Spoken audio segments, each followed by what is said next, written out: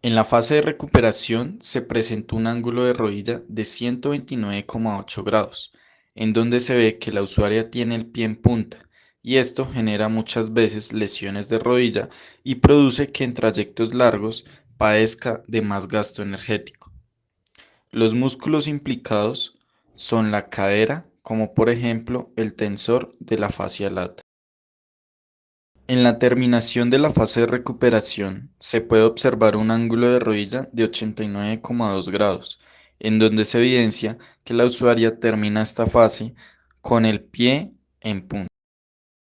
En la fase de potencia, se evidencia un ángulo de 73 grados, donde la usuaria se ve que desde esta fase inicia pedaleando con la punta del pie, y los músculos implicados son los cuádriceps. En la terminación de la fase de potencia se evidenció un ángulo de rodilla de 99 grados, en el cual se ve que la usuaria termina esta fase pedaleando con todo el pie y los músculos implicados son los glúteos, isquiotibiales y gastrocnemios.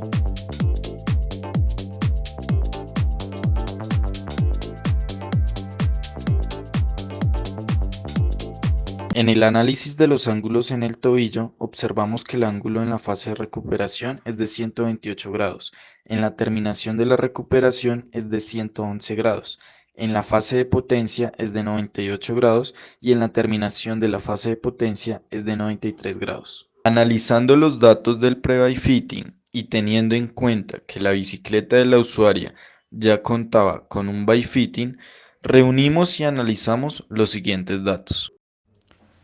Tamaño del cuadro 50 centímetros. Longitud de la biela 170 milímetros. Altura del sillín 68 centímetros. Retroceso del sillín 3,7 centímetros. Largura sillín manilar 50 centímetros. Altura entre sillín y manilar 6,5 centímetros.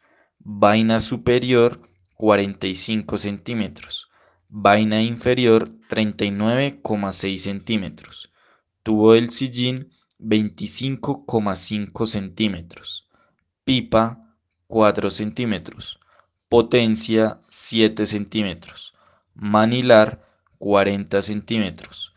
Pipa y potencia 7,5 centímetros. Para la realización del bike fitting se tuvieron en cuenta varias constantes. La constante para la medida del cuadro es de 0,665.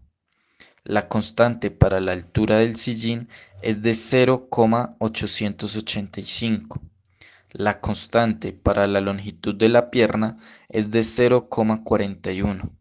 La constante para el retroceso del sillín es de 1,07. La constante para la largura del sillín manilar es de 0,33. La constante para la altura entre sillín y manilar es de 0,72. Después de haber realizado el bike fitting con la deportista, encontramos que la diferencia de datos son mínimos. En los datos arrojados en el post-bike fitting encontramos diferencias mínimas, como lo es, en el tamaño del cuadro, la diferencia entre el pre y el post-bike fitting fue de 0,79 centímetros. La diferencia entre el pre y el post de la longitud de la biela fue de 14,2 centímetros. La diferencia en la altura del sillín fue de 2,51 centímetros. La diferencia entre el retroceso del sillín entre el pre y el post bike fitting fue simplemente de 0,03 centímetros. La diferencia entre la largura del sillín y manilar fue de 3,8 centímetros. La diferencia entre la altura del sillín y manilar fue de 1,7 centímetros. En el primer pedaleo se observó en la fase muerta superior un ángulo de rodilla de 67,3 grados de flexión, donde los músculos implicados en esta fase son los cuádriceps. En la terminación de la fase de potencia para llegar al momento de la fase de recuperación, se evidencia un ángulo de 110 grados de flexión de rodilla, donde los músculos implicados son los isquiotibiales. En la fase de retroceso, tenemos un ángulo de rodilla de 132,8 grados de extensión de rodilla, el cual se da gracias a los músculos implicados de la cadera, como la fascia lata y articulaciones coxofemorales. En la fase de recobro se observa un ángulo de rodilla de 81,9 grados, donde se ve nuevamente una flexión de rodilla en la cual la finalidad de esta es optimizar el mayor gasto energético posible para la próxima pedaleada. Toma frontal.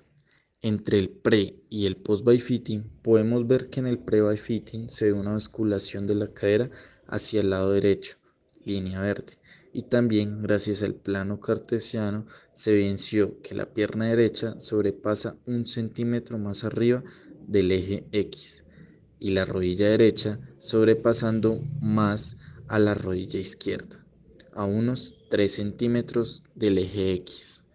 Se observa con los puntos amarillos sobre el eje X. Gracias a los resultados del post-byfitting, observamos que se mejoró la basculación de la cadera. Esta ya no presenta este movimiento, sino que se mantiene de forma neutra, y la rodilla derecha se mantiene todo el tiempo sobre el eje X, y la rodilla derecha igual. Toma posterior. Observamos una basculación de cadera hacia el lado izquierdo, presentada en el pre-byfitting, ya que el sillín de la usuaria estaba desnivelado y la altura del sillín estaba más abajo de lo que ella debería tenerlo. En el post-byfitting observamos que gracias a la toma de medidas y a la corrección de la altura del tubo de sillín y la correcta basculación de cadera, permite así que la usuaria pueda montar bicicleta sin ninguna molestia de rodilla, cadera y espalda, ya que como se observa en el plano cartesiano, la cadera siempre mantiene recta sobre el eje X, permitiendo así menos desgaste energético y puede hacer la misma fuerza con ambas piernas. Finalizado el análisis estadístico del byfitting, se procedió a realizar las debidas correcciones a la bicicleta, como lo fue la altura del tubo del sillín y el nivel del sillín.